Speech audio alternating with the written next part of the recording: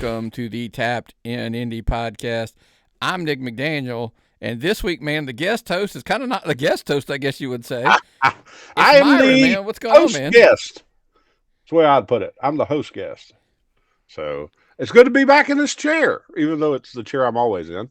It's very comfortable. But yes, I am guesting on the Tapped In show this week.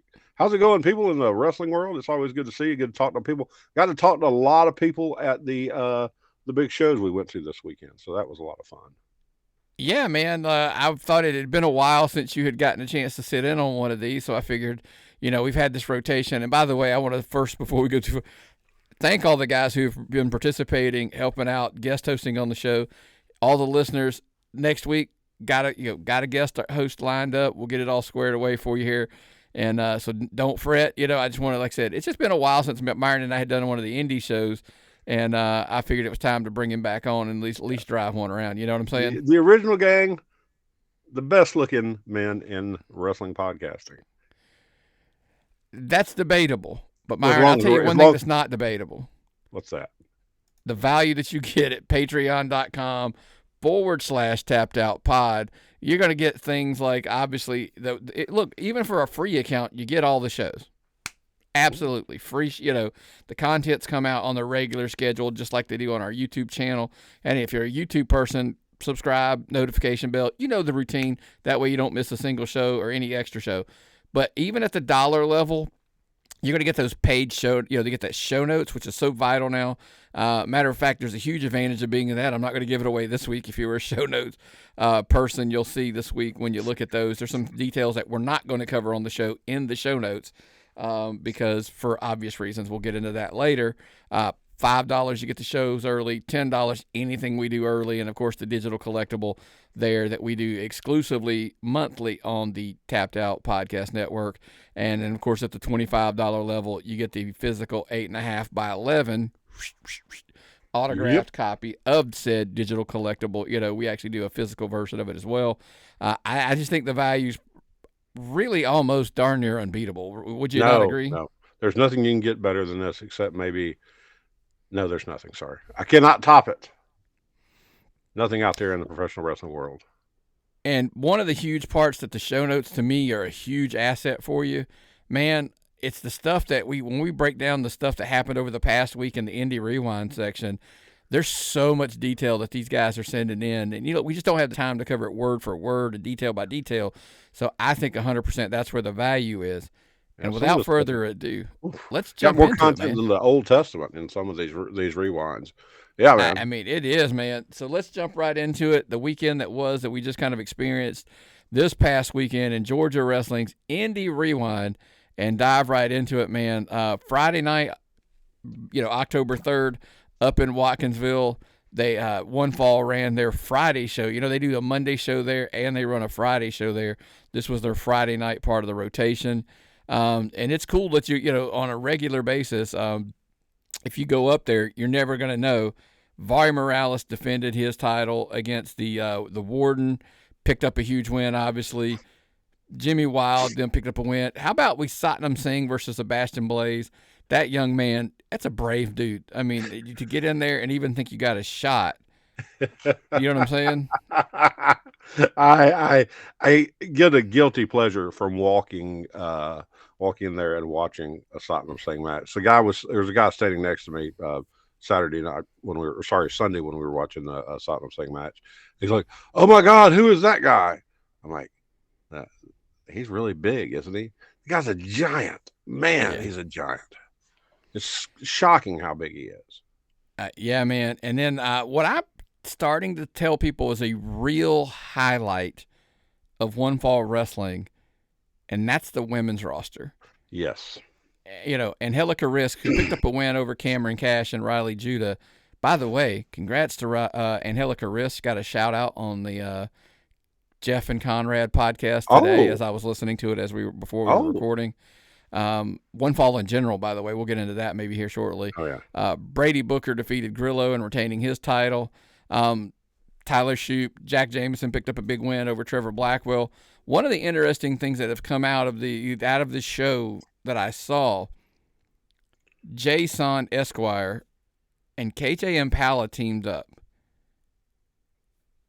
Maybe not, a big crazy moment for a lot of people, but it kind of is. It's a little bit of a personality switch, a little bit for KJ. Mm-hmm. But also, after this show on social media, it had kind of leaked out.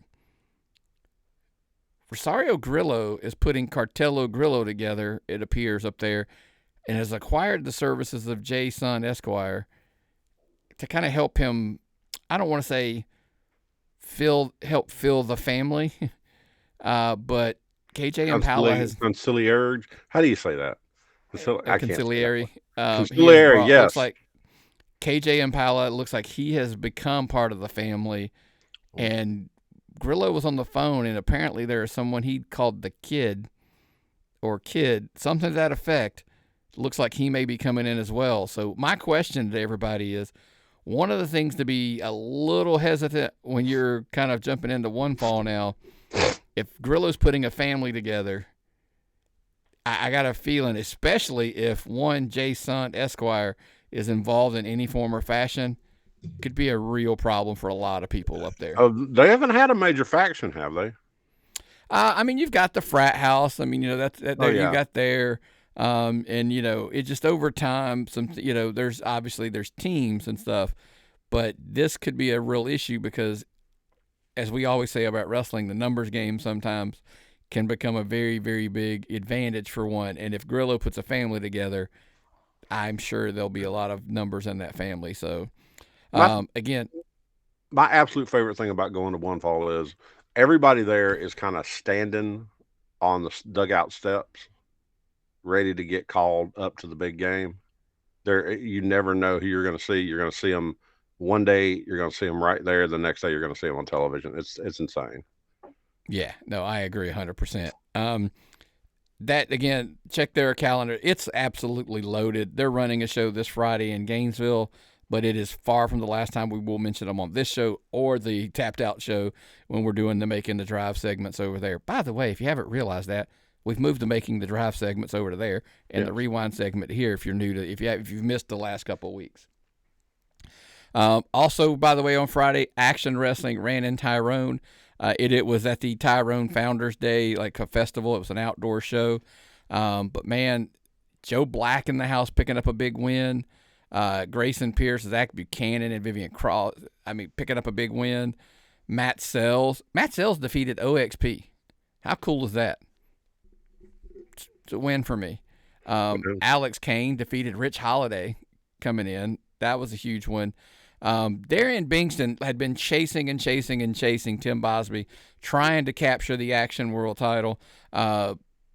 Tim Bosby, of course, did lose this match, but it was by disqualification, so he is still your Action Wrestling World Heavyweight Champion.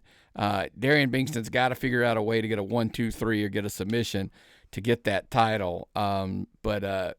Listen, we always talk about it on the show, Myron. No matter who's sitting in that guest host chair, I always say, doesn't matter how you win championships, or how you keep them.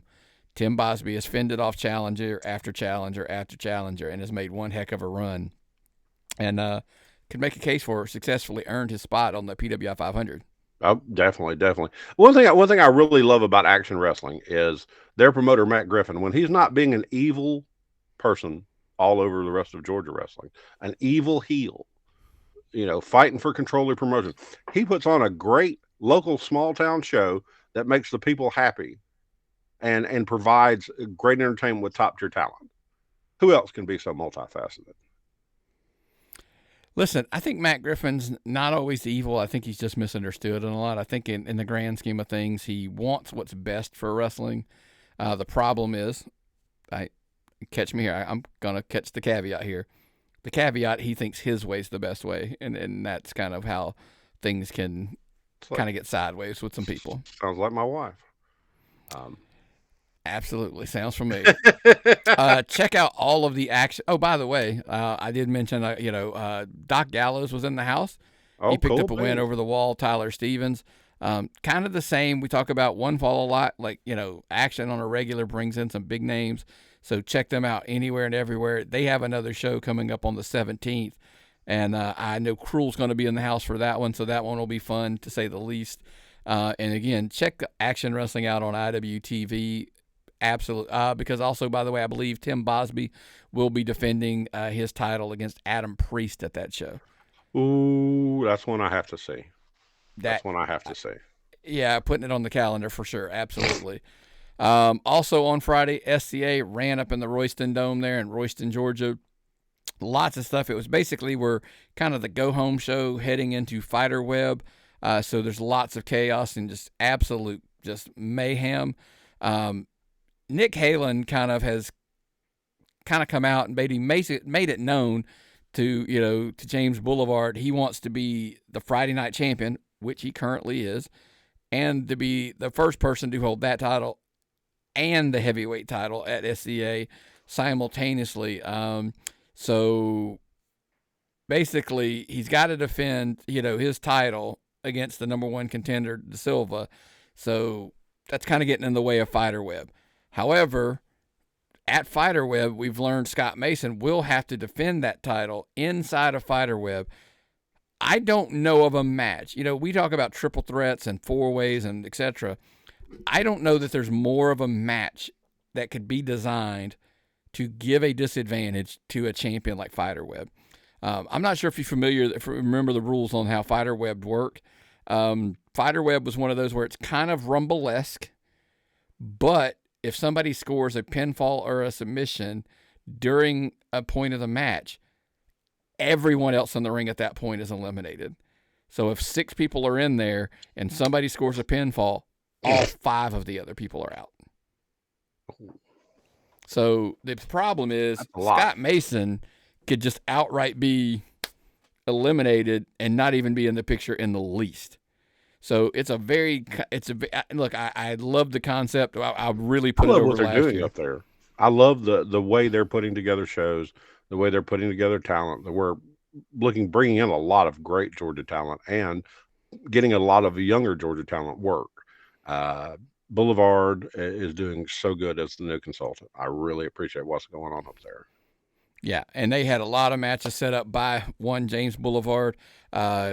Jaden Vane and Stevie Ray Frost had a match, and the loser would actually be entering number 1, and that would now be Stevie Ray Frost as Jaden Vane picked up that big win. Jackson Carter with Richard Page, he won by DQ over Tower. Greatness Incorporated defeated, the Red Ninja and Eddie Murphy. The Greatness Inc. Now here's the thing. I have to be clear now. It was Unibeast, Dexter, and Savage, because now Richard Page has 2 teams. It's actually in the mix, so it's kind of crazy. Richard Page has managed to kind of weasel some things in. You know what? If you want to hear everything that's leading into the next show, we're going to break that down on the Tapped Out show, because Fighter Web in the Making the Drive section, we'll take a deep dive, but you will see how Richard Page is kind of getting his way at just ad nauseum at this point. He gets way too much. He gets way too many mentions on this show, Nick. We should not be talking about Richard Page that much. He's making things happen. So that's all you can do. Like, you got to report it to what it is. He's making things happen, and that's what they're doing up there at SCA, man. So check them out again this Friday. Fighter Web. We'll discuss that a little more on the Making the Drives on Tapped Out. But if you haven't, you can catch up with them on YouTube. By the way, they are on YouTube. Saturday, Southern Fried Championship Wrestling in Monroe, Georgia. We were there in the house for that show. Yes, wonderful show. Pretty stacked, loaded show. Did anything jump off the page for you? What jumped off the page for me? Well, there were 2. I give you 3 things. 3 things that got me. 1, the first match, Zach Buchanan and Christian Taylor. Go out there, folks. Find footage of this. An athletic competition. Those 2 guys are studs. It was beautiful. This was a beautiful match. Jacob Ashworth turning on the fans. That's insane. Okay. The man who I've always said gets more pops than anybody in the state of Georgia. One of the most popular wrestlers in all of Georgia. Lost it. It was not pretty.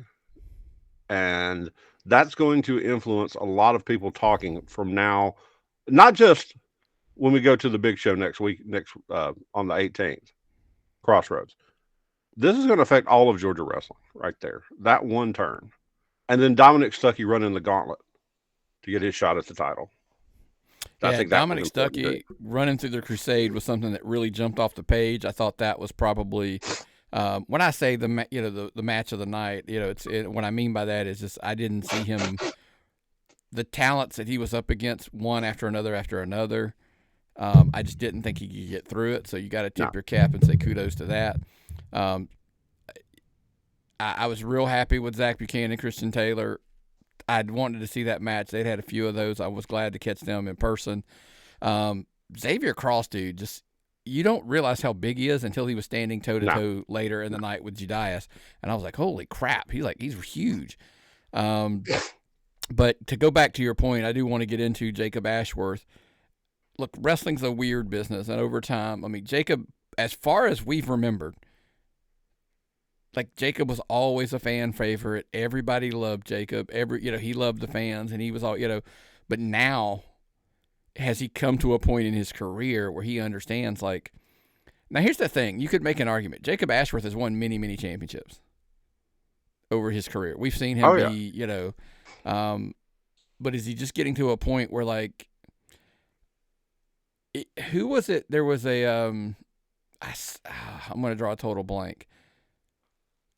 And it was something to, listen, there's a guy in wrestling named Hold My Beer, he wasn't, Sam Hansen in GCW, over Georgia Classic, that tried to tell this to Jay Shaw.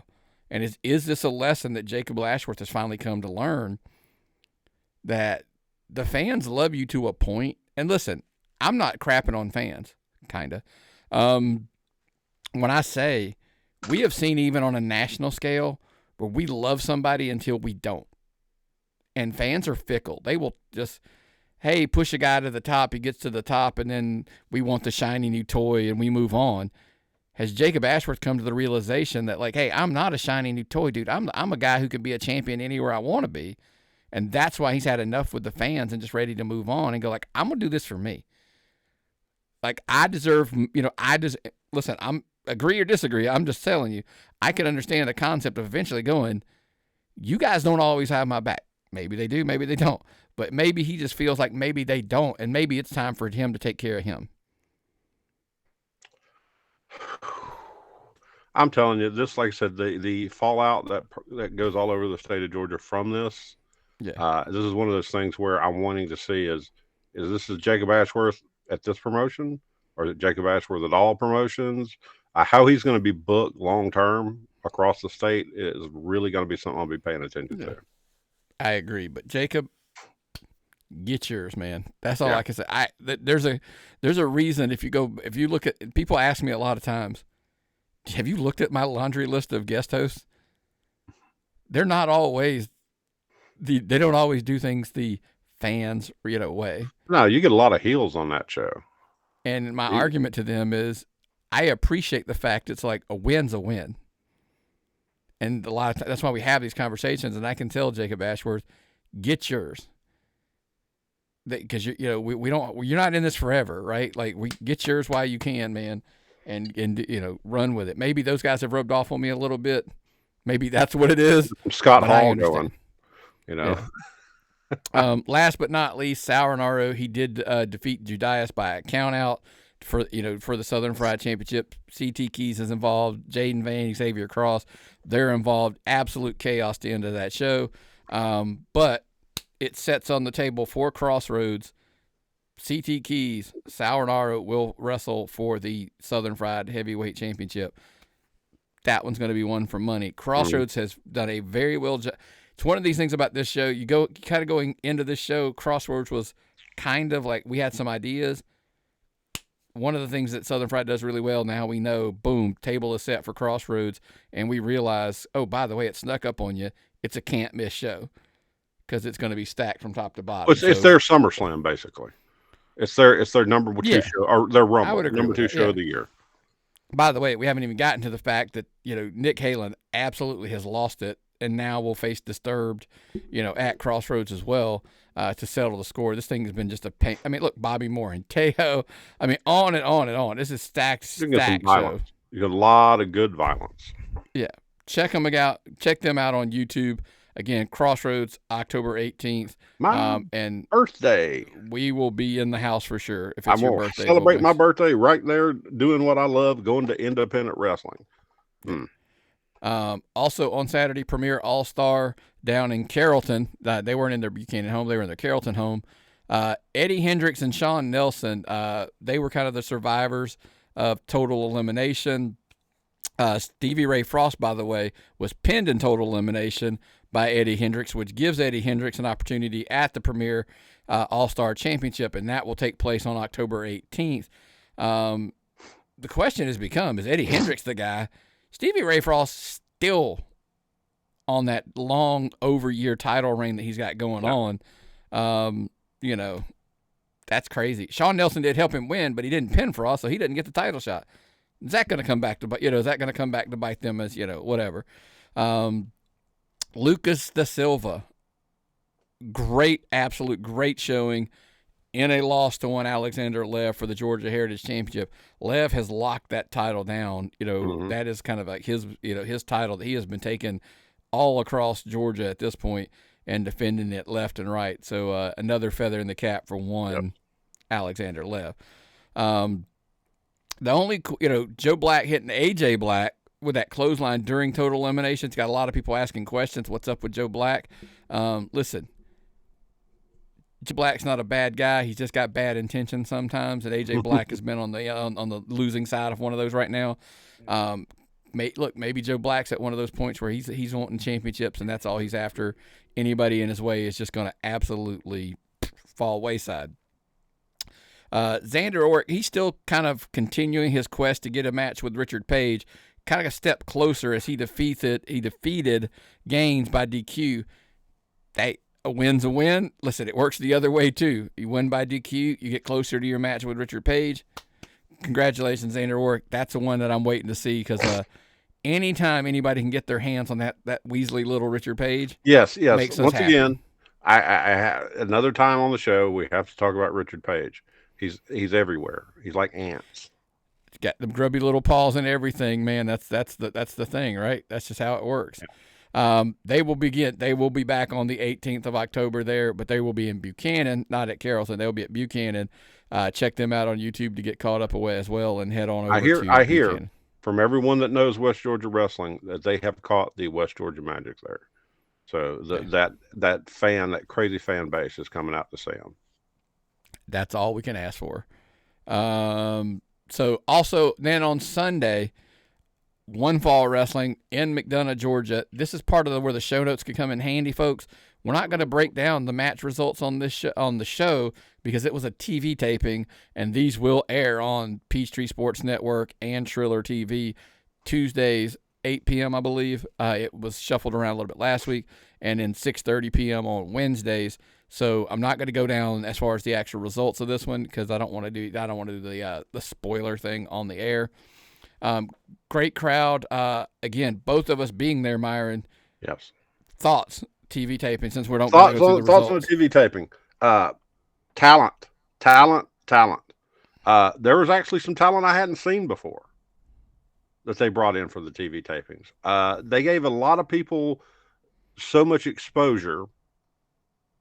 They gave so many matches, set up TV for a while, so professional, so well done, so many cameras.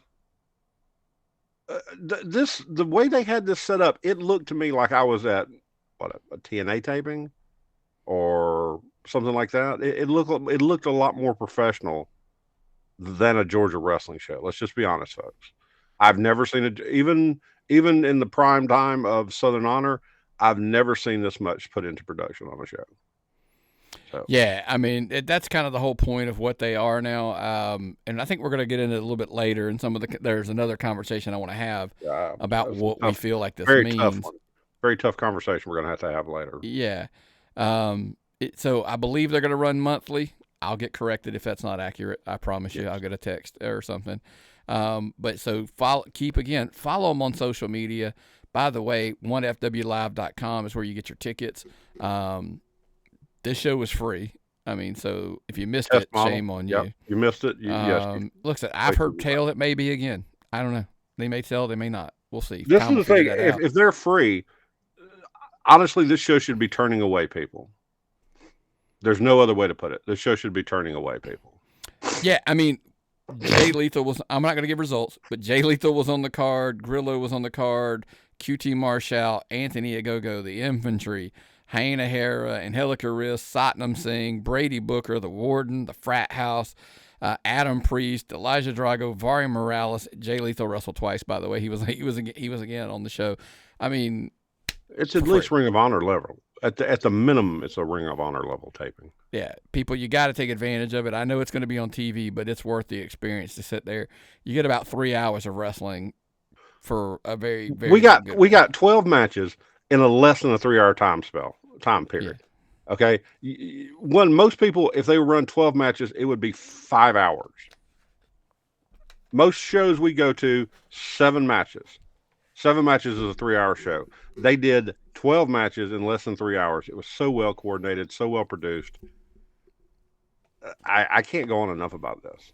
Now, it's TV. They're TV matches, but it is what it is, right? I mean, well, what do you watch on wrestling on TV? You watch TV matches. No, I know. That's what I'm saying. Like when you say you go, but if you go see it live, it's different. It's different if you go to a WWE live show, which they don't have many of anymore, and like a SmackDown taping. There's just periods where like, hey, we're at commercial. Yeah. You know, and so it's just. Well, they didn't go to commercial on this. They'll cut those commercials. But you also got to go early. You got to do meet and greets, take pictures, all that kind of stuff, which is kind of cool. So, anyway, check them again. Check them out. They're now. Some of their stuff is going to be on Peachtree Sports Network, Triller TV, so you can see their product. But obviously, their next show is in Gainesville this Friday on the 10th. Last one on Sunday, RIPW. They are continuing their Battle of Atlanta tournament right there in Atlanta, Georgia. By the way, obviously shocking that they're doing a Battle of Atlanta tournament. Chad Skywalker, it was weird. Keelan Cole picked up a win over Chad Skywalker, which is shocking, right? Started out from being an interview, and it kind of turned into a brawl. We're obviously huge fans of Chad Skywalker. But the Battle of Atlanta tournament, LGV defeated DJ Bruner, easy for me to say. But then immediately after, Lamar Diggs declared that the next round start and absolutely destroyed LGV. Shocking that Lamar Diggs would use some shady shenanigans. He's shady and he's huge too. Yeah, exactly. So not surprised in the least. Hakeem Young, he picked up a win over Jay Taylor and Joey Hyder in a battle for Atlanta. By the way, real quick shout out to Joey Hyder. We saw him in that gauntlet match at Southern Fried. Yes. Dude's looking phenomenal. Oh my God, the guy's just like a Roman sculpture. He's so cut up. Yeah, I just mean even in the ring, from where I first saw him to where he is now. Yes. The total package looks great. You just wanted to give a big shout out to Joey Hyder there. Also in the Battle of Atlanta tournament, Tyson Maddox defeated Kevin Cantrell. That is absolutely one I'm aggravated that I missed because Kevin Cantrell is absolute money. And Tyson Maddox is an absolute beast. Alexandra Quinn, she was going to have an open challenge. However, Rose Gold attacked her before she even had the open challenge, so therefore it did not have a match. Trevor Ayon defeated Byron Young. Dark Passion Assassins defeated Blackjack and Mystery Opponent, which turned out to be DJ Smoke in the Tag Team Championship match. And Jay Lucas and Nazism, kind of continuing this feud for the RIPW Championship, resulted in a double DQ. But now they have set it up for their next show. It will be Nazism and Jay Lucas in an Extreme Rules match for the RIPW Heavyweight Championship. That match is November the 2nd. That one's their next show. They are also available on YouTube as well. So absolutely make sure you're checking them out as well. Well, that's everything that we covered from this past weekend. So as we always ask at the end of the week, we asked ourselves, Myron, who won the week? So the two next topics are going to fall into this. So let's go with the easy answer, right? One fall, we go to the show, high end production. They've got all the. They're on another gear right now. I don't think we should really be talking about One Fall on this show as much as we do. I think they need to be moved up to the Tapped Out show because I think they're closer to a national promotion. They're on the edge of being a national promotion. Putting them on this show every week when they do what they do and run these super organized, super produced shows with a talent roster. Not only have they got a in-house talent roster, they've got a talent roster that people want to come in and get on these shows. There are people that are trying to get in the door to get on these shows, and they're able to bring in talent from anywhere to fill spots. Think about it. When they need people on shows, they have a just glut of people wanting to be on these shows that they can just pop them in and fill them in, and it works seamlessly. It's different. It's different. Yeah. Let's dive into the meat of that in the next category, but I agree with you to an extent. But then we'll get into the why, a little bit. The problem is the easy answer is, on a pretty regular basis, they're running so many shows or whatever, they become too easy of an answer. It is look, they are our winner for the week. Let's go from there. I'll leave that be. One Fall Wrestling, TV taping, I got you. I make sense. The only other cases that I was willing, because sometimes I like to throw out like, hey, what if we made a case for this though? This might not be the most popular one. Jacob Ashworth. Yes. Has he shed the weight of having to be, the fan favorite, the rep, the fans, guy, that whatever. I do believe this, and I say this with the best way I possibly can. And talent can let me know, tappedoutpod@gmail.com. There's a lot to be said for not trying to do the right thing all the time in wrestling and trying to be like, hey, I'm here for the fans and I want to be the guy for the fans. So, I understand that sometimes it's just like, hey, no, this is a business. We reward, like in our brains, businesses that do the right thing, versus business who are like, hey, it's business. They're making the money. They're just making that money. That's what they do, right? In wrestling, you are your own business. So for someone like Jacob Ashworth to go, I'm going to take care of me, that might be the biggest win he's going to have in a while. And I mean that because then there's nothing holding him back from achieving all of his goals. Well, that was the cheap shot heard all over Georgia. Okay, that is the thing that people are going to be like talking about. Did you see what happened to Jacob Ashworth? What's Jacob Ashworth doing? What does this mean? What does this mean for the future of independent wrestling in Georgia? Are people going to come out to hate him as much as they came out to love him? We're going to see. Sometimes the pendulum swings, the extreme swings. So we'll see. Mm-hmm. And also, I threw out there Dominic Stuckey. Possibly he runs the Crusade Gauntlet. I never thought that was probably going to happen. He runs the Gauntlet. He's now going to get a shot at Hunter James. By the way, look, I didn't get it. It's not this week. That's kind of why he didn't get in. But I made a case for he's also going to face this upcoming week. He's going to get a Liberty Championship shot at WrestleAmerica. He's signing a contract on Friday to get a PCW championship shot at Turn the Page against Narcissism. He's on a hot streak, so keep an eye out. He may not have won the week, but he's kind of got a lot of momentum going on. He didn't win it because I think there was just multiple things in this week. Let's go with that argument. Yeah, it was a crazy week.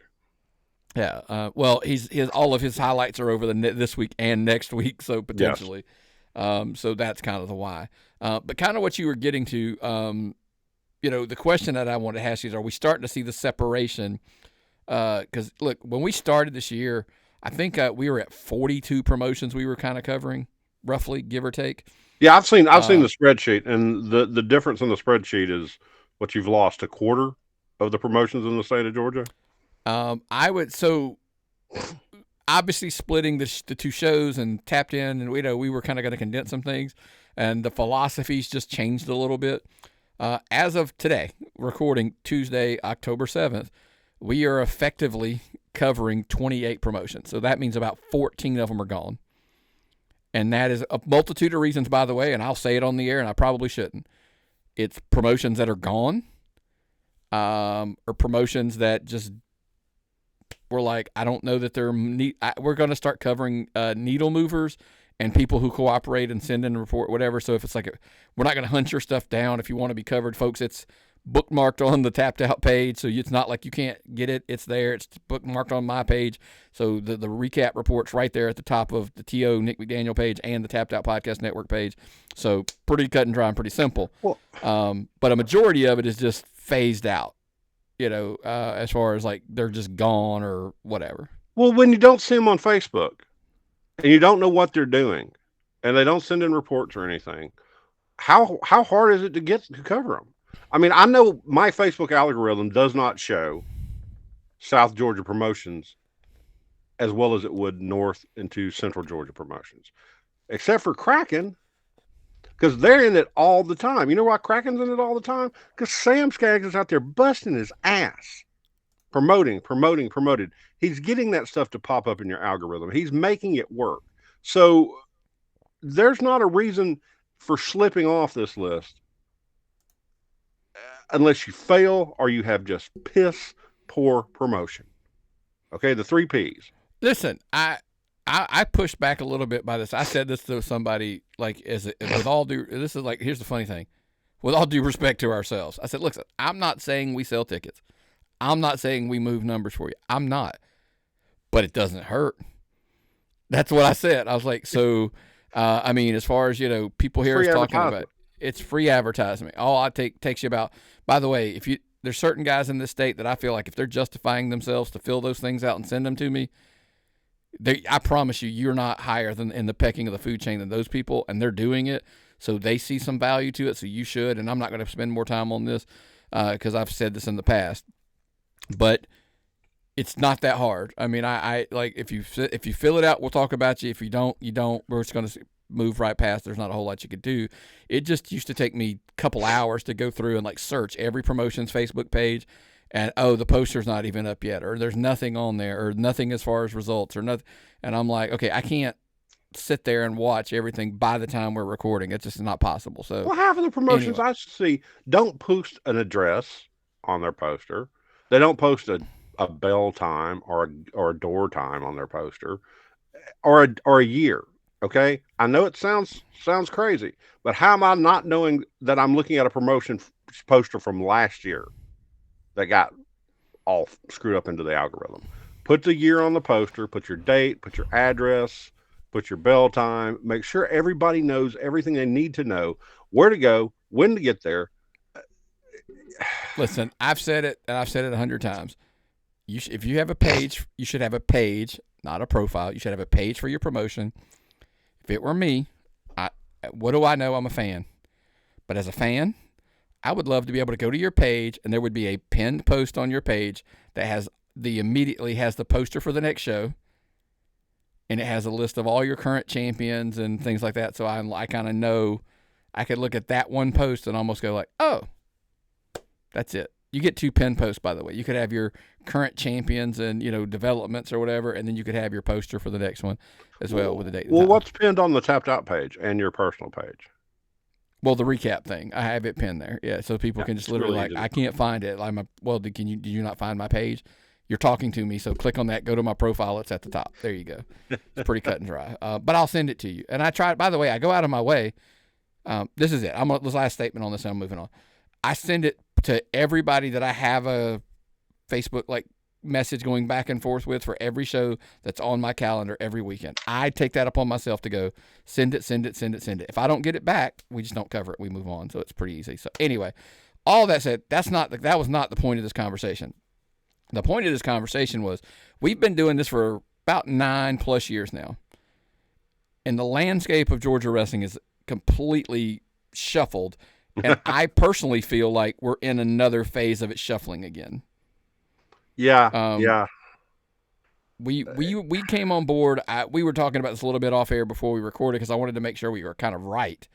When we started, Southern Fried, AWE, PCW, Peach State. I mean, there were Anarchy. Yeah, those were kind of the ones that we were kind of making the drives and trying to see or whatever. because it kind of was about it. It was, Yeah.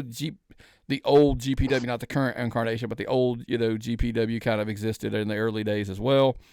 And just over time, we saw more, the Southern Honors came on board and, on and on. You get the gist. Action came aboard, and it just basically like all of the players, the real players, just completely changed, it felt like. And I think we're there again. I think we're starting to see the shakeup. Who would be the top 5? By the way, next week I'm going to take this challenge on, and we're going to probably catch a lot of flack for it because we had this conversation in the car on the drive to Southern Fried. This is like a 4-hour conversation. If you put it end to end, where we've tried to figure this out, because it's not like there's a 1 and a 10, and then everybody falls in between them. The spot between 3 and 9 is in such a flux. You can't. It's hard to pick. So how much research can we do? Here's the research I would love to do. tappedoutpod@gmail.com. Who are your top 5? By the way, I will be able to look at your top 5 and tell you if you're just a homer for the promotion that's right beside you, and that's why you think it's the best. And by the way, as a fan, you absolutely should feel that way. But from a nonpartisan, like, hey, what are the best for you, and give me the reasons, not just because I like it. That's not the reason. What are the top 5 promotions in the state of Georgia? tappedoutpod@gmail.com. And by the way, this leads into that conversation we were kind of leaning in a little bit earlier, where we said, I don't think one falls in this conversation anymore. No. And here's why.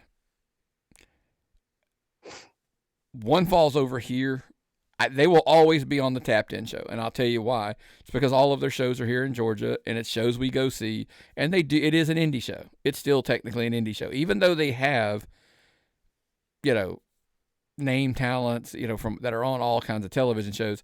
I'm still considering them being here on this show, but the difference is like when I talk about them, it's a totally separate thing. I don't know. I might put them in the Power 5 because they still count. What I mean, do you honestly think, Scott a lot better than I do, that eventually they won't start crossing state lines? Well, they did almost do an Alabama show, and it's not like they've never crossed their minds. But here's my thing. They're running the show in Hartwell. They got real close to the Carolinas. Yeah. You can't get much closer to South Carolina than Hartwell. Let's put it that way. Me personally, listen, this is not a conversation that I've had.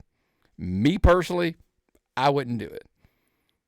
Just from the sheer fact of athletic commissions on both borders, or whatever, when you start getting into those kind of things, I don't want any part of that.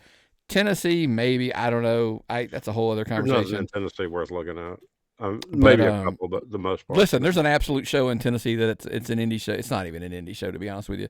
I absolutely wanted to go to later. It was the Jeff Jarrett Slam show, but that can't go. But anyway, neither here nor there. So I think next week's Power 5.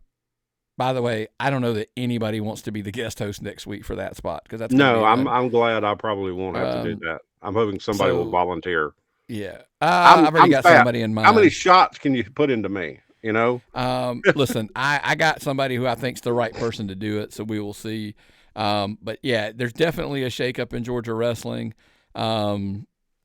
It's just sifting through and finding out who we think those are. That'll be a fun thing. But I'll tell you what's not necessarily a fun thing. Can be, but not always. Outdoor shows. Some of the best shows we've seen have been outdoor shows, and I'm not saying that further far. Yeah. But dude, they get dangerously sketchy when you start getting into, like, we're rolling into October now. November shows, December shows, January, February shows, sometimes even March shows. By the way, July and August outdoor shows, they suck, guys. I know y'all don't think so. They suck. Because when it's like 99 degrees and it's hot outside, like, I don't like going to those shows. No, I'll be sweating like a hog. I can't like. And then in the winter, I got thin blood. Myron, can you imagine wrestling on that mat, sitting outside, baking in 100? It's like, no, I can't even sit in the stands. I don't know what it's like to wrestle on it.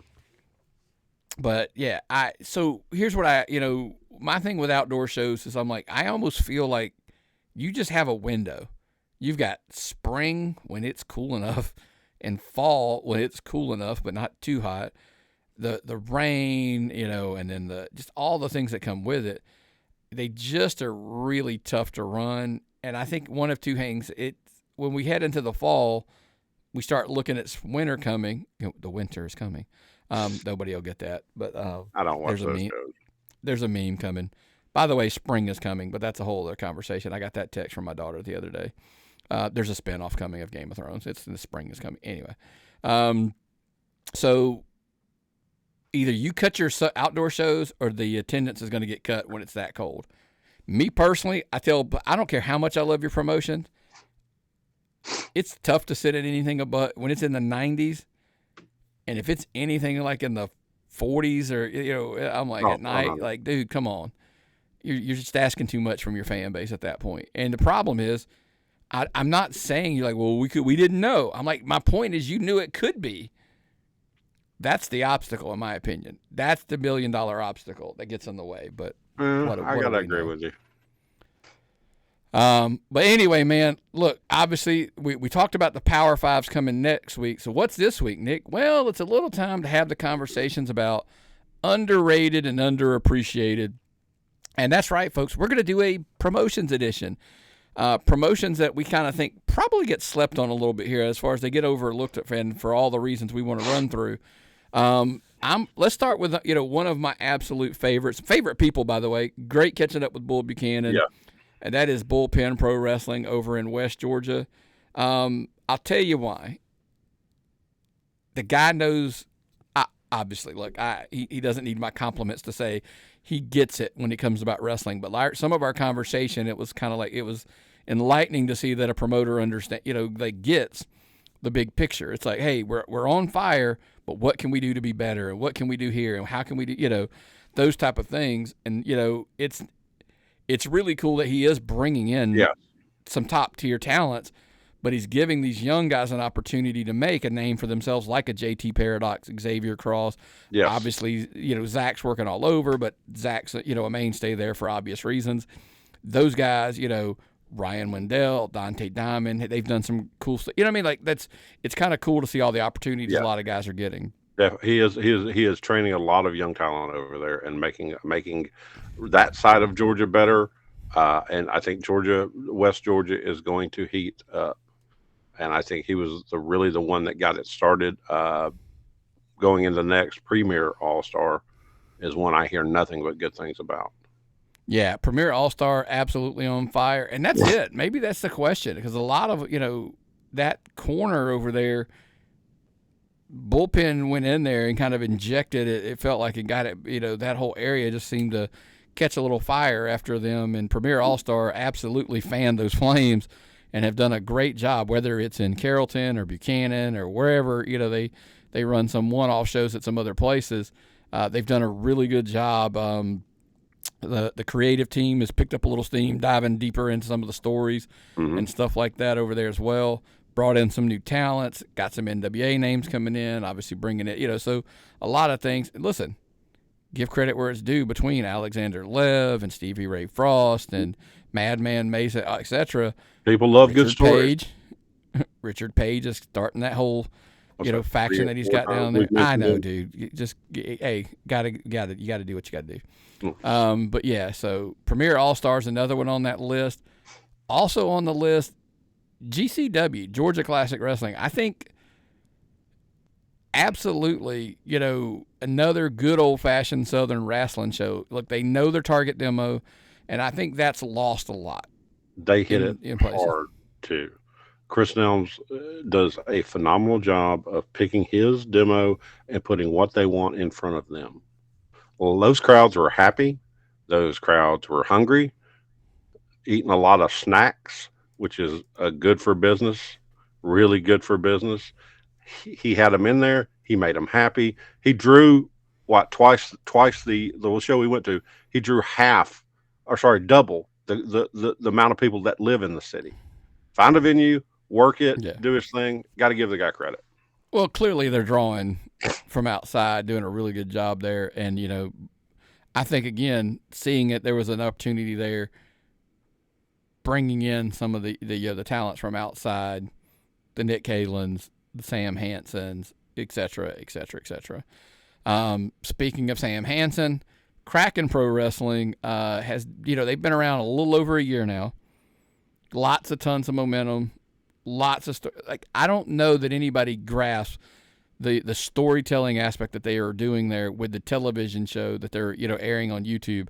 They're kind of doing the same principle where they're recording their show and then breaking it up into weekly, you know, it drops on Thursday on YouTube. Check them out, Kraken Pro Wrestling. Subscribe, check them out on a weekly basis. Phenomenal job. And he's got more sponsors than a NASCAR team, for Christ's sake. Okay? Every time I look at Facebook and I see Kraken, he's got a new sponsor. And you know what? He's out there promoting them. He's got this incredible hustle. And one of the topics we've discussed over the last few weeks are, you know, is how venues are the kryptonite of a lot of promotions. Yes. Kudos to Kraken Pro Wrestling. They have seemed to fall up every time there's like issues as far as like, and I don't mean this in a negative way, but there was an issue at the original place they were going to run. Boom, they go over to the Leroy Rogers Senior Center, upgrade. Now it's like, oh, there's something there. Boom, they move to this, you know, to the new venue and I'm like, dude, it's even an upgrade. It's crazy. So yeah. that's teamwork. Look, where there's another dude in Georgia. He knows who he is. He's really good with the venue thing. You know, look, it's Scott, right? They lose a venue at one fall. They lose one. They pick up 2 or 3. It's just kind of the magic that Scott Barnett's, you know, pulling some strings behind the scenes. But Kraken Pro Wrestling, dude, they've been very successful because a lot of promotions piss, moan, and cry when they lose askers a venue. And talkers, people that don't burn venues, people that leave wrestling with a positive spot. They don't go there and bleed everywhere, all over the floor. They give people a positive experience with wrestling. They talk to people. They make these connections. That can't be underestimated in professional wrestling in Georgia. Yeah. Last but not least, the Apex. Folks, by the way, let's be blunt. This was a promotion that was left for dead. Everybody thought they were, yes. You know, look, they had another name and all that, and Josh Fields made some tough decisions, and he pulled the trigger, and he, you know, did what he felt like he had to do. And at the time, we said, hey, kudos. I get it. I didn't say it was right. I didn't say it was wrong. I said, I totally understand. He let his nuts hang, for lack of a better way to put it. He took over and said, this is mine. I'm going to do this. I'm going to take responsibility for it. I'm going to make this work. And it looks like he is. So I'm going to do a deep cut here. If you've never seen Rhinestone with Dolly Parton and Sylvester Stallone. Okay. Spoiler alert. The movie's probably 40 years old. At the end of the movie, Sylvester Stallone comes out on stage, and they're just booing the crap out of him. He's at this fancy bar, honky, whatever, in New York, something like. And that's how old this movie is. I can't remember which bar it was, whatever. And he's up there, and he's just dying. And finally, in the middle of the song, he just stops, and just like he starts playing different music. It's more of a rock style kind of music or whatever. He spins around, and he's like, "If I'm gonna die, I'm gonna die my way." That's Josh, and that's kind of where I was getting at when this all happened. Josh Fields said, hey, if I go down and I don't succeed, I'm going to not succeed my way, because then I know I can't look back and go, man, I'd have done this. And then the roster flipped, and we started seeing guys like Alex Kane. We started seeing Drago. By the way, kudos, Elijah Drago. And just, you know, Sal, Matt Sells, etc. Like that card, just then the women's roster bringing in. We always say that nobody else is close to the one fall women's roster.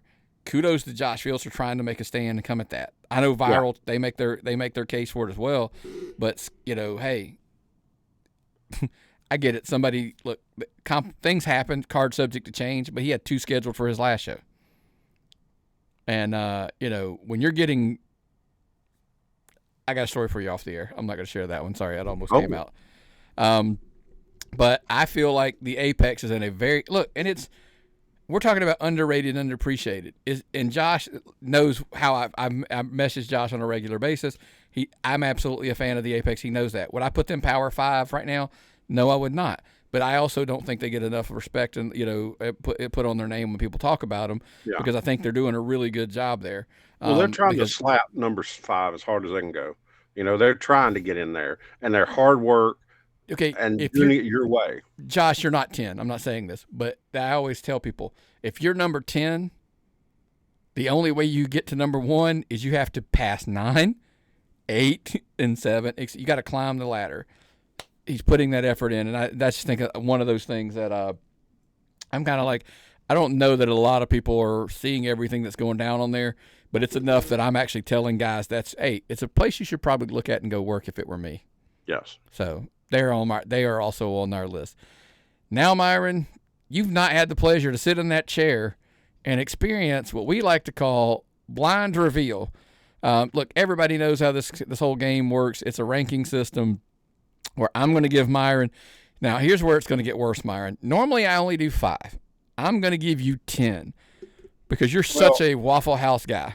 You're you've chosen an expert on this topic. And I am ready to go. I have a broad experience with this. I order the same thing every time, but I'm prepared to handle it. So here's the catch. You're not even sure if your go-to menu item's on here. It may be. It may not be. Now, I'm going to cheat. There are some individual items, and there are some, which you'll get when I say there's some some orders. Like full meals or orders? So we'll just start, and you're going to rank them 1 through 10 without knowing what's next. So my first one I'm going to give you, Myron, is the patty melt. 1 through 10. 10. You're not a fan of the patty melt. I don't typically eat the patty melt, no. I do not eat dinner or anything but breakfast at Waffle House. All righty. Hash brown bowl. Hash brown bowl, that's a solid 7.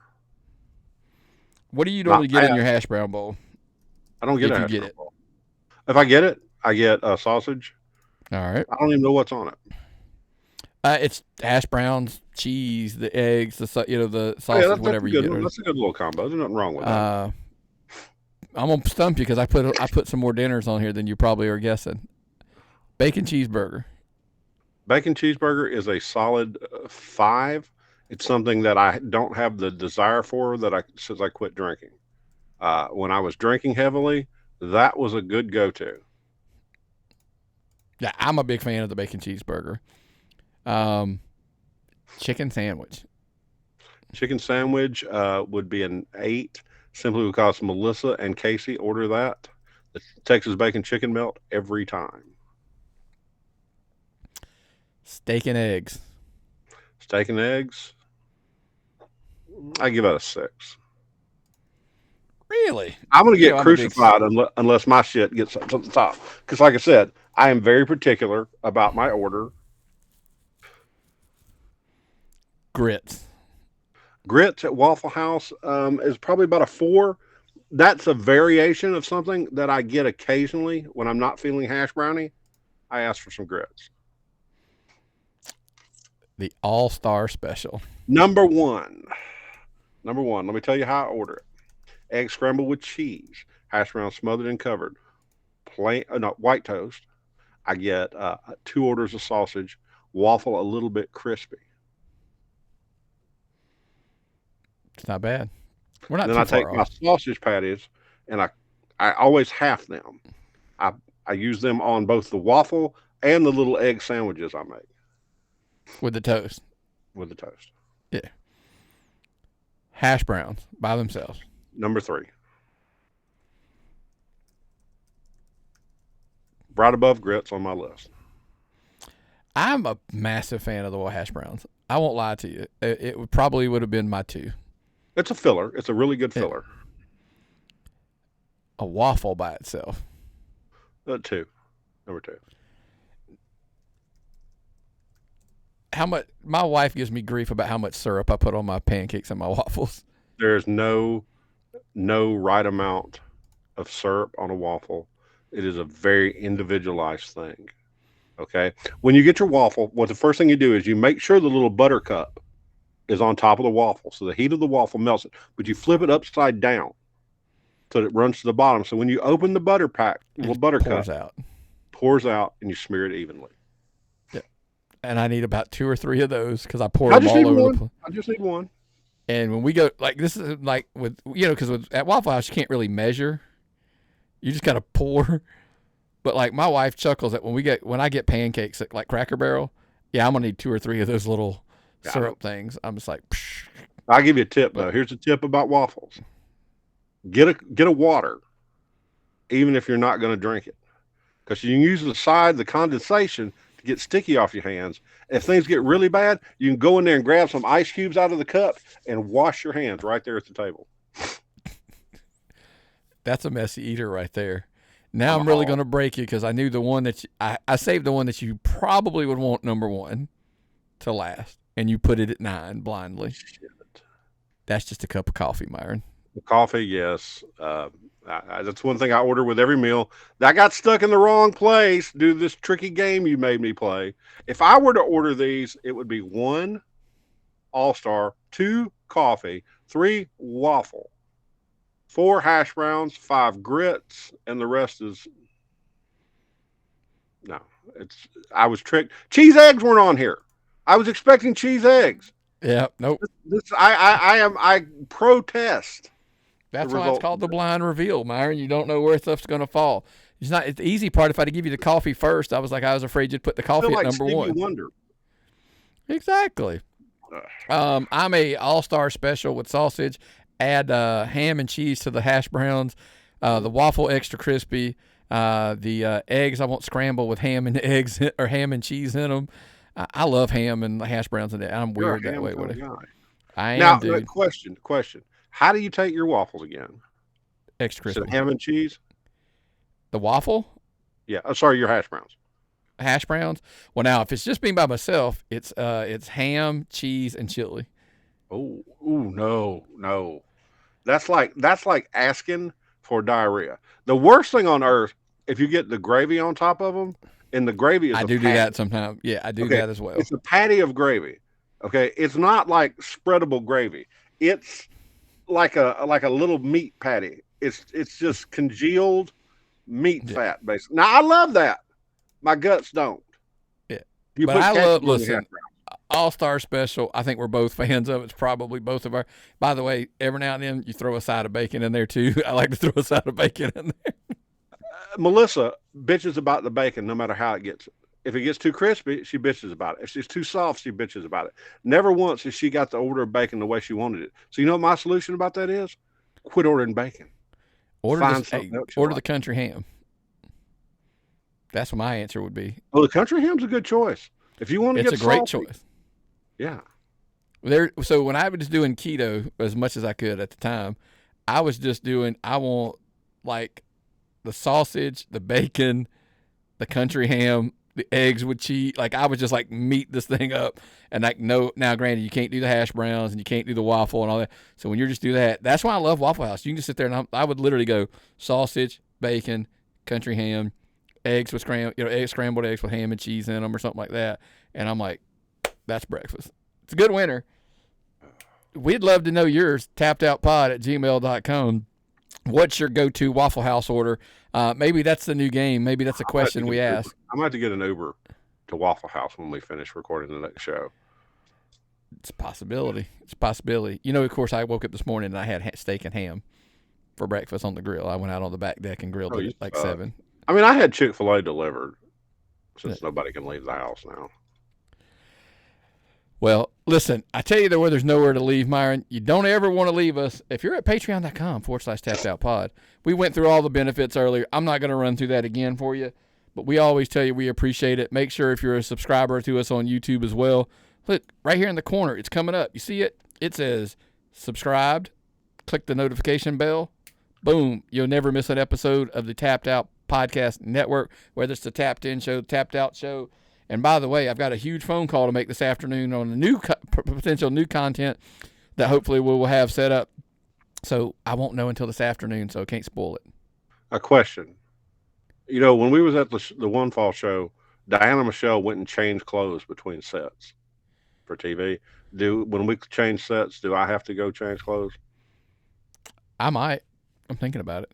Okay. No, we'll see. Sour Yeah, he's got a sour and I've got my tapped out shirt on. Maybe John Cena needs to be on the next show because we got a little conversation about the John Cena's final match. Some rumors are circulating. Lots of cool things. TNA's got some big news coming out. Of course, we got the Making the Drive segments on the Tapped Out show as well. But that's a little bit of everything. But we always tell you folks here on the Tapped In show, we appreciate you listening, supporting indie wrestling. But the only way, in my opinion, the best way to support indie wrestling is jump in your car, go to the venue, buy a ticket, and maybe, just maybe, we'll see you at the matches.